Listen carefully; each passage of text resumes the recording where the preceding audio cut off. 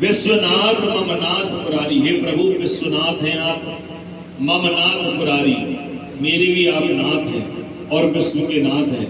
त्रिभुवन महिमा विदित तुम्हारी, इसलिए तुलसीदास जी ने चौपाई में क्यों लिखा, विश्वनाथ मम नाथ पुरारी, त्रिभुवन महिमा विदित तुम्हारी। त्रिभुवन महिमा विदित तुम्हारी, ये तीनों लोकों में आपकी महिमा विशेष है।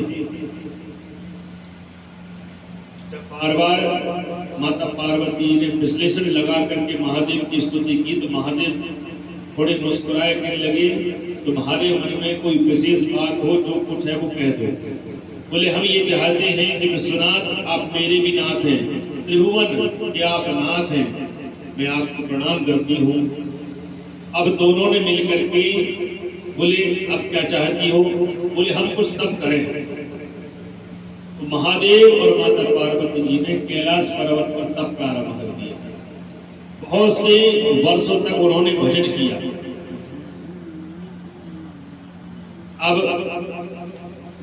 धर्मराज जी ने यह कहा कि महादेव के लिए भी तप करना पड़ता है। बोले हाँ, तप बल रचहि प्रपंच विधाता, तप बल विष्णु जरहि करता, तप बल शंभु करहि संहारा, तप बल शीस धरहि महिमारा। जब तक तप भजन नहीं करोगे, जब तक ब्रह्मा जी क्या विष्णु भगवान भी पालन नहीं कर सकते। तप बल रचहि प्रपंच विधाता, जब कोई सृष्टि निर्माण होता है या किसी को निर्माण किया जाता है तो देवताओं के लिए भजन करना पड़ता है। ये रामायण में चौपाई। तप बल रचहि प्रपंच विधाता, तप के बल से भगवान ब्रह्मा जो हैं इस प्रपंच को रचते हैं, और बिना तप के बल से कोई न संहार कर सकता, न कोई पालन कर सकता, न रच सकता। तपबल विष्णु करहि जगता, तप के बल से भगवान ठाकुर जी हो या नारायण हो, तारण करेंगे तो कैसे करेंगे, तप के बल से। और तपबल शंभु करहि संहार, तप के बल से भगवान महादेव जो है वो संहार कर सकते हैं। नारायण जिनको भजते हैं, हरि जिनको भजते हैं वो हर है। लक्ष्मीकांत जो नारायण जिनको भजते हैं वो कौन है, हर को भजते हैं, महादेव को भजते हैं। और महादेव जिनको भजते हैं, हरि को भजते हैं। तो दोनों तप में लगे हैं। ब्रह्मा जी भी जब वेद उच्चारण करते हैं तो वो भी तप करते हैं। कौन का, ब्रह्मा जी करते हैं, विष्णु और महेश। और तपबल शंभु करहि संहार, तप के बल से शंभु महादेव संहार उनके बल से ही, तप के बल से। और तपबल शेष धरह महाभारा, धरह तप का बल नहीं होगा तो शेष की जो शेष नाग है ना, इस पृथ्वी को धारण नहीं कर सकते, तप नहीं है। तपबल शेष धरह महाभारा, तो ऐसा तप करते हैं। अब धर्मराज जी ने कहा कि आप कह रहे हैं कि नारायण हर को भजते, हरि हर को भजते।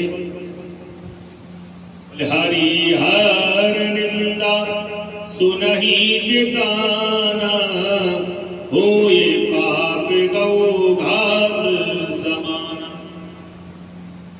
हरिहर निंदा सुनहि जिगाना, हरिहर की निंदा या तो करना नहीं चाहिए, पहली बात तो नियम ही नहीं है। हरि और हर की निंदा कभी जीवन में नहीं करना चाहिए। अब आप ठाकुर जी के भक्त हैं और भोलेनाथ की भक्ति नहीं कर रहे, या भोलेनाथ की भक्ति कर रहे हैं और ठाकुर जी से कह रहे हैं ठाकुर जी की सेवा नहीं कर रहे। हरिहर निंदा सुनहि जिगाना, हरिहर की जो निंदा कोई कर रहा हो और यदि कान से श्रवण कर ले तो वो भी इतना ब्रह्म पात्र भागी बन जाता है। हरिहर निंदा सुनहि जिगाना, होई पाप गौघात समाना, इतना बड़ा पाप लग जाता है उसके लिए। कैसे, बोले गौ घात, गौ को मार दिया हो, गौघात समान। इसलिए हरि और हर एक दूसरे को हंसते हैं।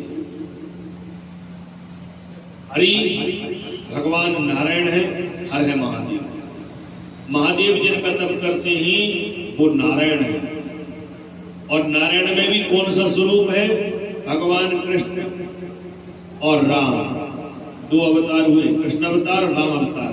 इसमें भगवान जो है महादेव राम जी को इष्ट देव मम बालक राम। महादेव यदि कोई इष्ट देव है तो कौन है? वो भी इष्ट देव बालक स्वरूप राम है। मुझे बाल स्वरूप राम, महादेव कहते हैं मुझे बाल स्वरूप राम जी का चरित्र जो है स्वरूप बड़ा सुंदर लगता है।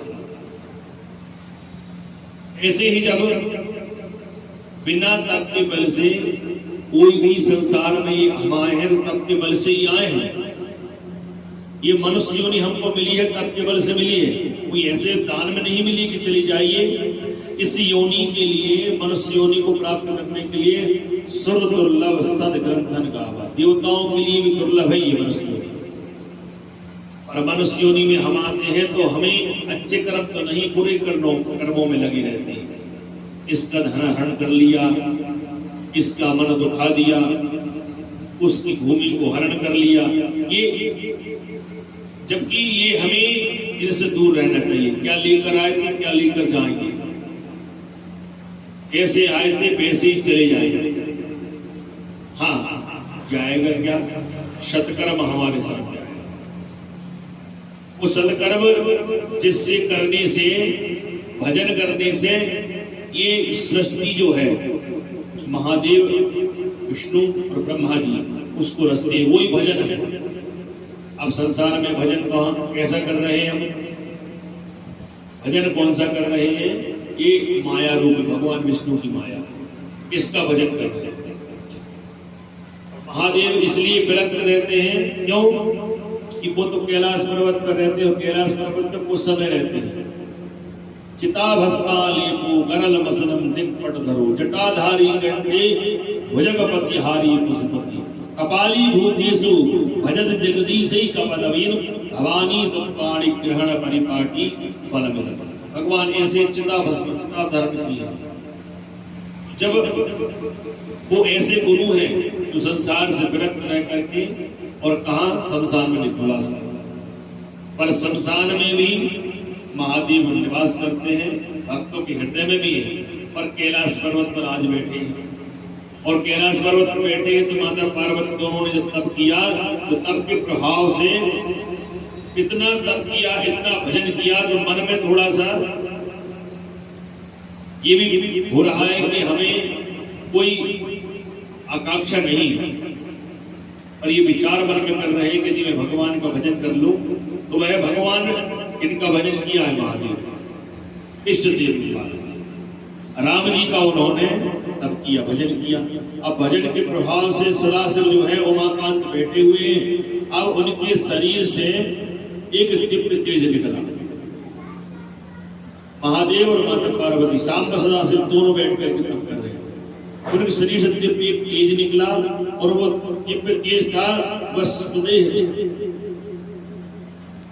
और इतना सुंदर स्वरूप दिख रहा था। पर वो क्या था? वो रुद्र उत्पन्न हुए। रविदास जी की उत्पत्ति कथा है। जब देखा उन्होंने तो वह रुद्र स्वरूप में आ गए, और रुद्र स्वरूप में आकर के वही रुद्र के ही शरीर के मस्तक शरीर से पसीने की बूंद निकली, और वह जब भूमि पे गिरने लगी तो वह कोई भी पृथ्वी पर उसको ग्रहण करने के लिए सामर्थ्य नहीं था उसको। अब उसको सामर्थ्य क्यों नहीं था? क्योंकि रुद्र का तेज है वो जैसे ही गिरने लगा तो वह एक आद्य रूप में आकर के वह अपना स्वरूप दिखने लगा, और वो स्वरूप जब देखा तो वह एक स्वरूप में परिवर्तन हुआ महादेव की कृपा से। अब महादेव को उन्होंने प्रणाम किया, रुद्र ने भी प्रणाम किया, और कन्या भगवत जो कन्या है उसने प्रणाम किया, और कहने लगे प्रभु आपकी लीला अपरंपार है। अब महादेव ने कहा कहो हम, आप कौन हो? जो तेज है उसने ये कहा कि आप इस शरीर से मैं उत्पन्न हूं और आप कह रहे हैं कि मैं कौन हूं। तब उन्होंने ये बताया कि बोले नर्मदा जो है आपका नाम होगा, और ऐसा जो स्वरूप है आपका, आपके स्वरूप से नर्मदा इसलिए आपका नाम पड़ेगा कि बोले सप्त कल्पाक्षयी नामृता तेन नर्मदा। बोले 7 कल्पों तक ऐसे कितने महाप्रलय लाए पर आपका कभी भी क्षय नहीं होगा। नामृता तेन नर्मदा, आपका स्वरूप इसलिए नर्मदा कहा जाता है। जो नर्मदा हमेशा विद्यमान रहती है, सब नदियां अपने अपने स्वरूप में आकर के एक समय में अपने, जब महाप्रलय होता है और पारा से उठते हैं और मेघ जब बरसते हैं और सूर्य के प्रभाव से तेज से पूरी पृथ्वी को सुखा देते हैं, इस प्रकार वस्त्र को धो करके सुखा दिया जाता है, ऐसे ही पूरी सृष्टि को सुखा दिया जाता है। तब भी भगवती नर्मदा महारानी अपने स्वरूप में विद्यमान रहती है। बोलिए नर्मदा महारानी की जय। अब नर्मदा महारानी अमरकंटक से क्यों निकली? अब आप भैया आप गए अमरकंटक। अमरकंटक इसलिए है कि एक बार क्या हुआ, ब्रह्मा जी वहां बैठे ब्रह्मलोक में। अब ब्रह्मलोक में जब बैठे तो समुद्र देव को एक बार अहंकार हो गया। देखो विशेष बात है, जब समुद्र देव को अहंकार हो गया तो ब्रह्मा जी ने अपना जल लिया और जल लेकर के समुद्र देव को श्राप दे दिया। मैं तुम्हें श्राप देता हूं कि जाओ, तुम्हें मनुष्य रूप में अवतार लेना पड़ेगा। अब जब ब्रह्मा जी श्राप दे दे, क्योंकि सृष्टि का रचयिता है, वो श्राप इसको दे दे, समझ लो कि वो कार्य निश्चित हो नहीं।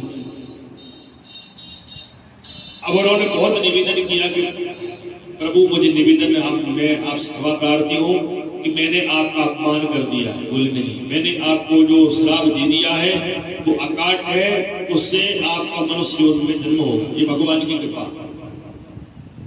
अब जब उन्होंने श्राप दिया तो समुद्र का जो एक स्वरूप है वो पुरुपुत्स नाम के एक राजा हुए। अब जब संसार में जब उनका प्रादुर्भाव हुआ, जब उनका जन्म हुआ तो बहुत दुखी रहे। बोले मैंने ब्रह्मा जी का अपमान किया था और उन्होंने मुझे मनुष्य योनि में अवतार देने के लिए कह दिया, पर मेरा मन जो है शांत नहीं रहता है, मेरे मन में शीतलता प्रदान नहीं होती।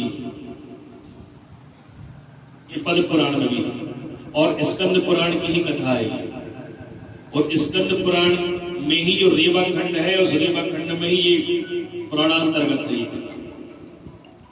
अब जब तक आप अज्ञान से अंधकार में आप हैं और ज्ञान रूपी प्रकाश में आप जाओगे, आपको गुरु दीक्षा लेनी आवेगी।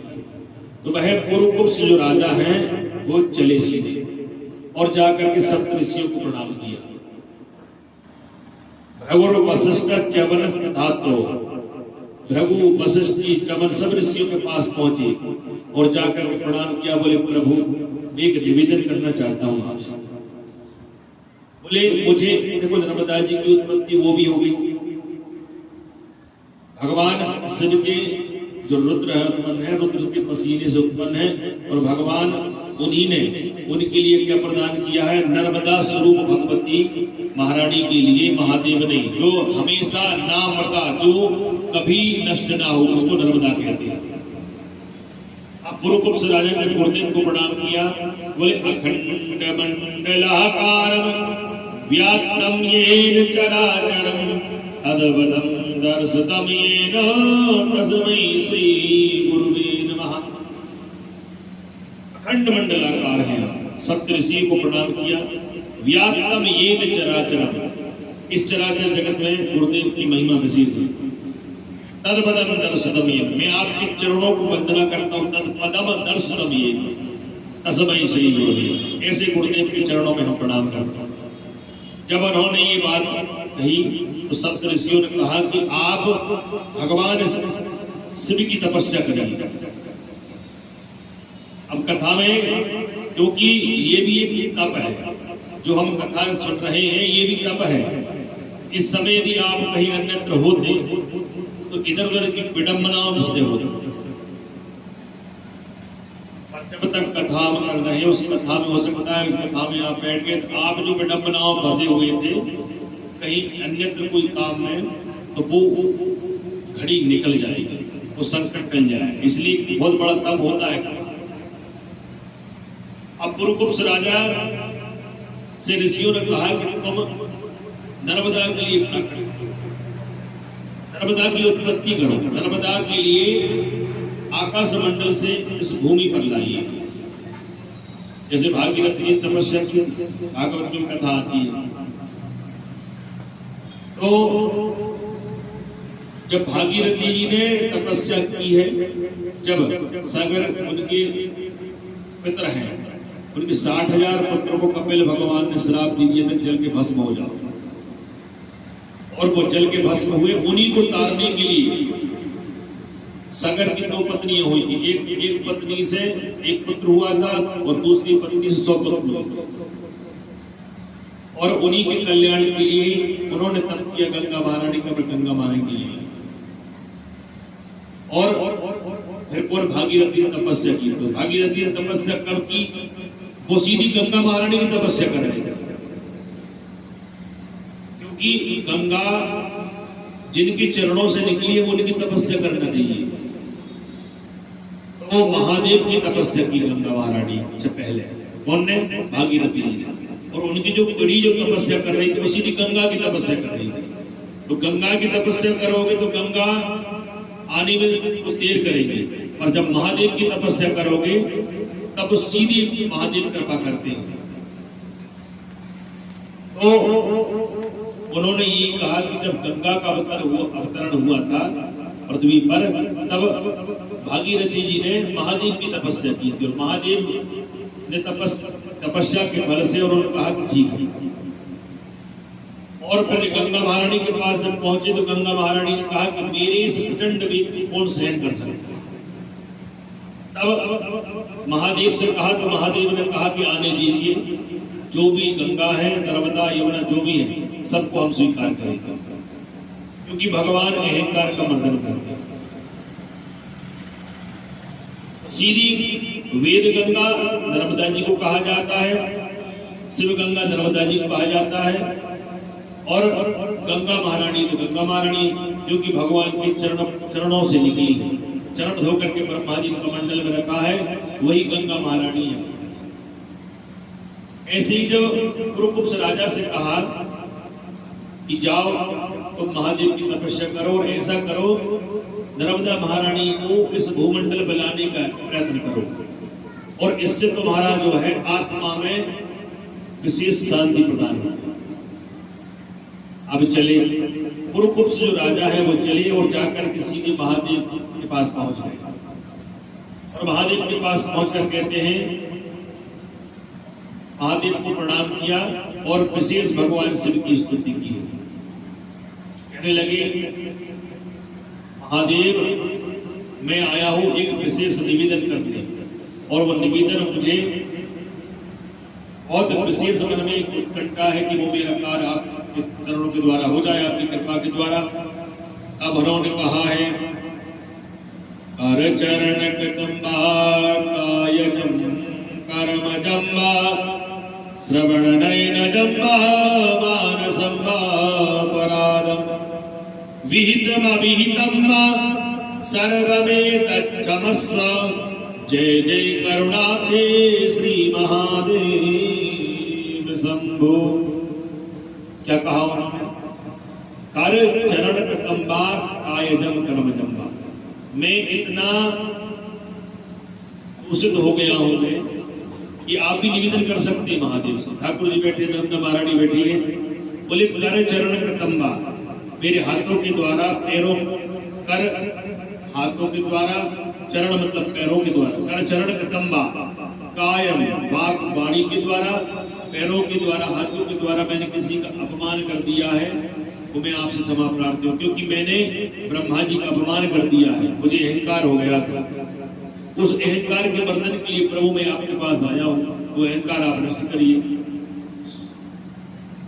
और वो अहंकार कैसे नष्ट होता है?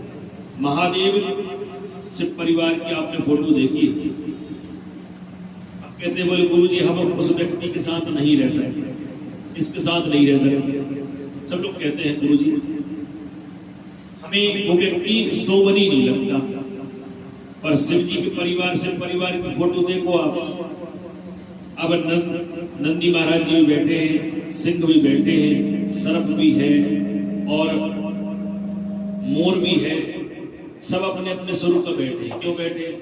बोले महादेव जी अपना अहंकार नष्ट करते हैं, वहां जाकर के सब समान रूप में रहना चाहिए, क्योंकि संसार में कब चले जाए इसकी कोई परिकल्पना नहीं कर सकता। तो जैसे ही उन्होंने कहा कि देखो महादेव का सिर्फ परिवार कितना अच्छा है, अब मोर की और सर्प की नहीं पड़ती, सिंह की बैल से नहीं पड़ती, पर महादेव के पास क्यों है? तो महादेव ऐसे हैं कि वो ये अहंकार का मर्दन करते हैं। इसलिए गुरु के पास पहुंचो तो ये सद्भावना प्राप्त होना चाहिए, इसलिए महादेव को गुरु बताया है। जब उन्होंने कहा कि कर चरण कतंबा काय जन कर्म जन्म, मेरी काया से किसी को हित हो गया हो तो क्षमा करें प्रभु। श्रवण नयन जन्मा मान संभावना, श्रवण मैंने किसी के कानों के अपने माध्यम कानों के माध्यम से किसी का पाप सुन लिया हो। श्रवण नयन जन्मा, मैंने नेत्रों से किसी का आहित होते हुए देख लिया हो और मैंने उसको रोका भी नहीं हो, रोका नहीं या भास चल गया हो। मान संभावना, मन से मैंने अपराध कर दिया। विहित अविहितम, इस प्रकार के हमसे अनजाने में पाप हो जाते हैं। हम कहते नहीं गुरु जी हम पाप नहीं करते, पर अनजाने में हो जाते हैं। कर चरण कतंबा काय जन कर्म जन्मा, हो सकता है आपने किसी के अपने वाणी की मुखारवन से किसी को आहित कर दिया हो। तो ऐसे जब कुरुकुब्ज राजा ने जब निवेदन किया तो महादेव प्रसन्न हो गए और उन्होंने कहा कि प्रभु मैं आपसे निवेदन करना चाहता हूं कि मैं नर्मदा महारानी के लिए इस पृथ्वी भूमंडल पर लाने का यह चेष्टा कर रहा हूं। अब महादेव ने एक निवेदन किया कि सुनिए, नर्मदा महारानी जो है वो इस भूमंडल पर नहीं आ सकती, क्योंकि वो ऐसी पवित्र नदी है, उनका वेग उनका तेज जो है इस भूमंडल पर सहन करने वाला कोई नहीं है। एक उन्होंने दृष्टांत बताया, बोले भागीरथी ने तपस्या की तो गंगा महारानी को वेग संभालने के लिए मुझे आगे आना पड़ा। अब बोले उस समय मैं था, अब मैं उसको कहां धारण कर सकता। कुरुकुब्ज राजा ने महादेव की 10,000 वर्षों तक तपस्या की, बहुत सा भजन किया, तप किया, इतने घोर तपस्या की। तो महादेव बीच में आकर कहते हैं कि सुनो राजन, ये असंभव कार्य को संभव मत करो, क्योंकि इसको धारण करने के लिए किसी के पास बल नहीं है। फिर तपस्या में लीन हो गए और तपस्या में लीन होकर के महादेव का ओम नमः शिवाय पंचाक्षर मंत्र का वह जप करना प्रारंभ कर दिया। तब महादेव बड़े प्रसन्न हुए, बोले भक्त मेरी बहुत विशेष ये तपस्या करना चाह रहा है। तो महादेव आए और महादेव ने कहा कि मैं तुम्हें आशीर्वाद देता हूं कि जाओ तुम्हारी मनोरथ पूर्ण हो, और अब तुम क्या चाहते हो? बोले नर्मदा महारानी इस पृथ्वी पर आना चाहिए। तो महादेव ने कहा कौन से? नर्मदा महारानी से। सुनो, मैं तुम्हें आदेश देता हूं कि क्योंकि नर्मदा महारानी को अपनी पुत्री माने महादेव, तो पुत्री ही है। तो आदेश जब उन्होंने दिया तो कहा कि जाओ पृथ्वी पर जाकर के सब ऋषियों का कल्याण करो और इनके मनोरथ को पूर्ण करिए। अब गंगा महारानी को जब जैसे अहंकार हुआ तैसे नर्मदा जी को भी अहंकार हो गया। कैसे अहंकार? बोले गंगा महारानी कहने लगी कि जब मैं आकाश मंडल से चलूंगी तो पृथ्वी पर कोई ऐसा कोई है वीर जो मेरे इस प्रचंड वेग को सहन कर सके। ऐसी नर्मदा महारानी को अहंकार हुआ। बोले जब मैं वहां पहुंचूंगी तो मेरी धार को, मेरे प्रचंड वेग को कौन सहन कर पाएगा? तब उन्होंने फिर एक आदेश दिया, कौन के लिए? अमरकंटक में विंध्य पर्वत, और विंध्य पर्वत ही मेकल पर्वत कहा गया। तो विंध्य पर्वत के एक पुत्र हुए पर्यंक। विंध्य पर्वत विंध्याचल जो पर्वत है उनके पुत्र हुए पर्यंक, और पर्यंक का ही नाम हुआ है मेकल। अब विंध्य पर्वत से निवेदन किया तो विंध्य पर्वत ने कहा कि प्रभु सुनिए, हमें इतना सामर्थ्य नहीं है कि नर्मदा महारानी के इस वेग को हम सहन कर सके। तो सभी पर्वतों ने मिलकर के पुणे महादेव की आराधना की। महादेव ने उन्हें क्या प्रदान किया? बोले हम आपको ये बल प्रदान करते हैं कि ऐसे कोई जो भी नदी आपके पर्वतों के बीच में आ जाएगी तो वह इतना स्वरूप हो जाएगा।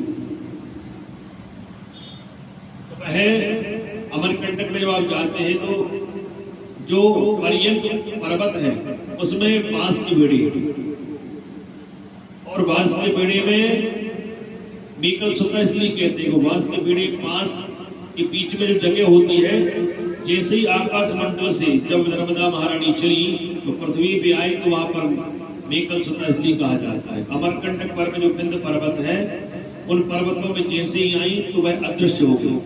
तो बांस के जो बड़े उसमें जगह होती, उसमें जाकर नर्मदा महारानी अलग हो गई।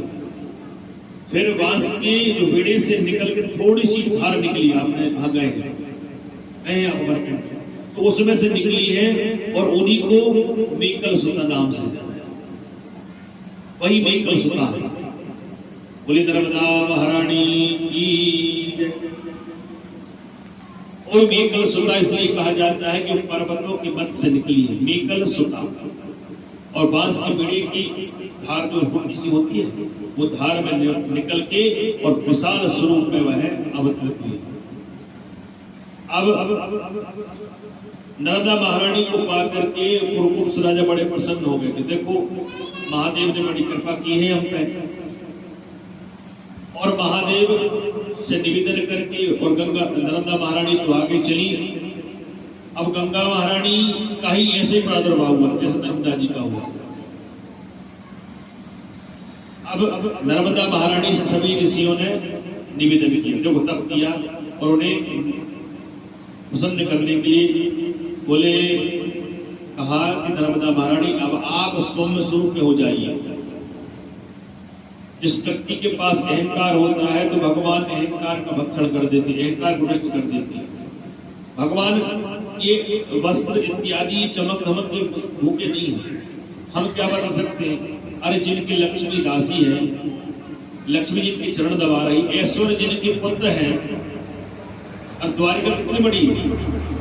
अब उन्हें हम छोटे से घर में तो भाव रूपी जो है, भाव से भगवान जो है केले के छिलके खा लेते हैं और उन्हें केले से कोई मतलब नहीं।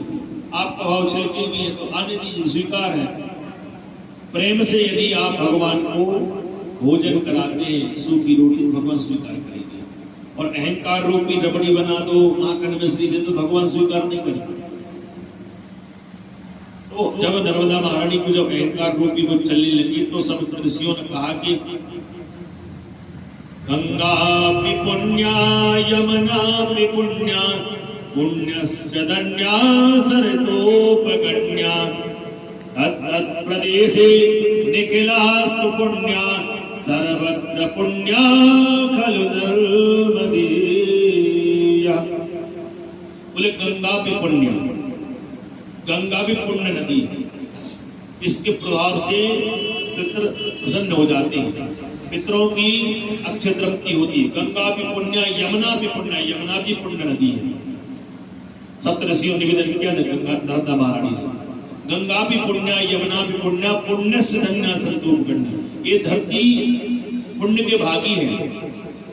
आप सब नदियों की कृपाओं से, आप बहनों की कृपा से, सप्त नदियां बहने बहने, बोले आपकी कृपा से ये पृथ्वी धन्य है। पुण्य से धन्य सरतोपगण्य, और वो पुण्य के प्रताप से ही तत्त प्रदेशे निखिलास्तु पुण्य, जहां जहां नर्मदा महारानी आपके चरणों की कृपा होती है वह हमेशा संसार का कल्याण करने वाली पवित्र भूमि बन जाती है।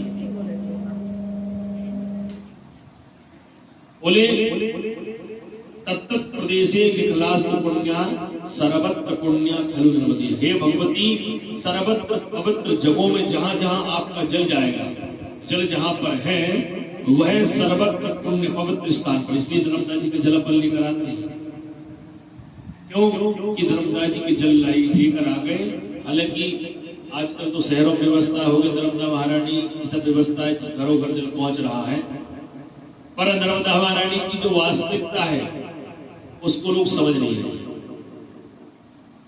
और नर्मदा महारानी की इतनी कृपा है कि हमें जल की कभी कभी नहीं होती, क्योंकि नर्मदा महारानी की जल जहां रहता है वहां पर पवित्रता, ऐश्वर्य, धन और धान हमेशा भंडार भरा होता है। वो नर्मदा महारानी की जय। तो नर्मदा महारानी की जब देव स्तुति ऐसी की तो उन्होंने कहा कि हम आपसे निवेदन करते हैं ऋषिगण लेकर के कि आप अपने स्वरूप का शांत स्वरूप में रहिए और आप संसार में किसी को अपना बनाइए और का विवाह भी करिए। अब नर्मदा महारानी ने कहा कि सुनिए, हम विवाह नहीं करेंगे, और विवाह जब करेंगे तब हमारे इस शरीर का तेज को कोई सहन कर सके, उस पुरुष को लेकर। अब पुरुकुब्ज राजा वो तो चले गए थे। सप्तऋषियों ने कहा कि आपसे एक निवेदन है, हम एक पुरुष को बताएं। बोले, जब मैं आपको आशीर्वाद प्रदान करूंगी सप्तऋषि, संसार का कल्याण जब करूंगी कि मेरे शरीर के तेज को कोई पुरुष धारण कर सके, सहन कर सके, अन्यथा मेरी बिना अनुमति के कोई भी पुरुष मुझे स्पर्श करेगा मैं सुजला के भस्म कर दूंगा। अब उन्होंने पुरुकुब्ज राजा का नाम बताया और पुरुकुब्ज राजा से जो अपने स्कंद पुराण है, स्कंद पुराण के पुराणांतर्गत जो है भगवती नर्मदा महारानी का विवाह पुरुकुब्ज राजा से हुआ। और इसलिए हुआ है क्योंकि वह भगवान के ही अंश है। कौन? समुद्रदेव। भगवान नारायण के 10 अवतारों में जो 24 अवतार हुए हैं उनमें से समुद्र जो देव हैं वे भगवान नारायण के अंश है। उन समुद्रदेव जो पुरुकुब्ज राजा है उनका ही श्राप, ब्रह्मा जी श्राप दिया समुद्रदेव के लिए, कोई श्राप के कारण पुरुकुब्ज बने और उन्हीं से और नर्मदा महारानी का विवाह हुआ। एक पुराणांतर में एक कथा भी आती है कि नर्मदा महारानी का विवाह कल सोनभद्र से हुआ, सोनभद्र से होने लगा। उन्होंने आजीवन जो है विवाह नहीं करने का प्रण लिया सोनभद्र। अब विवाह, क्योंकि कई लोग कहते हैं कि मुझे विवाह नहीं हुआ नर्मदा महारानी, हम भी मानते थे नर्मदा जी का विवाह नहीं हुआ, पर जब पुराणों का अध्ययन किया तो उसमें प्रमाण आया है कि नर्मदा जी का विवाह पहले तय हो गया था और जब उन्होंने अविश्वास जब हुआ तब उन्होंने प्रण लिया कि मैं विवाह नहीं किया।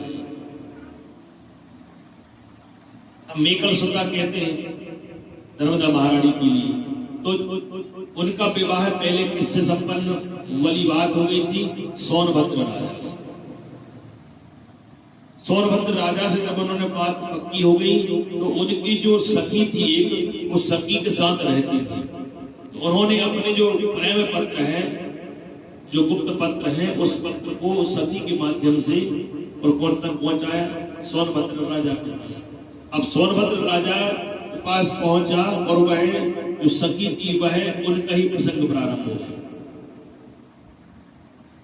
पहले भी ऐसा होता था। तो ये बात जब उन्हें पता चली तो नर्मदा महारानी बड़ी दुखी हुई। देखो, मेरी सखी ने मेरे साथ धोखा किया है और मैं उनकी सखी ने सोनभद्र राजा से विवाह किया। अब सोनभद्र राजा जब उन्होंने विवाह कर लिया तो बड़ी दुखी हुई। उन्होंने मन में संकल्प लिया कि आज तक, अब आज के बाद में आजीवन विवाह नहीं करूंगी, कुंवारी रहूंगा। पर वही स्कंद पुराण के माध्यम पुराणांतर्गत में कथा आती है, वो उन्हीं ये संकल्प लिया था कि मैं इतना तप है और मैं किसी से विवाह नहीं करूंगा। पर सप्तऋषियों के कहने पर वह पुरुकुब्ज राजा से उनका विवाह हुआ। बोली नर्मदा महारानी की जय। और वह सप्तऋषि उन्हें आशीर्वाद दिए, पुरुकुब्ज राजा से उनका विवाह हुआ और वही उनका नाम नर्मदा पड़ा। ना मृदा इति नर्मदा, जो सत्य कल्पाक्षय नामृता तेन नृता, 7 कल्पों तक जिनका क्षय नहीं होता। हमेशा हर नदी एक समय पर जाकर के महाप्रलय में सूख जाती, वह नर्मदा कभी नहीं सूखती। अब आगे कथा आती है। शिव जी ने ही अपनी पुत्री माना है और अपना ही स्वरूप, अपने ही नाम से उन्हें कहा कि भाई तुम्हारा नाम रेवा होगा। उन्हीं को रेवा कहते हैं, उन्हीं को मेकलसुता कहते हैं, उन्हीं को नर्मदा कहते हैं, उन्हीं को मकरवाहिनी कहते हैं। और मकर पर तीन समारी, हाथ कमल का फूल, और सबको देती है इतनी जिंदगी, हमें गई क्यों है? भगवती हमें नहीं भूली है, हमें भगवती को भूल गए हैं, क्योंकि संसार में आकर के हम विडंबनाओं में उलझ जाते हैं और भगवती नर्मदा महारानी उस परमात्मा की भक्ति नहीं करते। इसलिए थोड़ी भगवती का एक भजन कर लिया जाए, और उसके बाद समय भी हो रहा है, कम समय लिया गया है कथा में।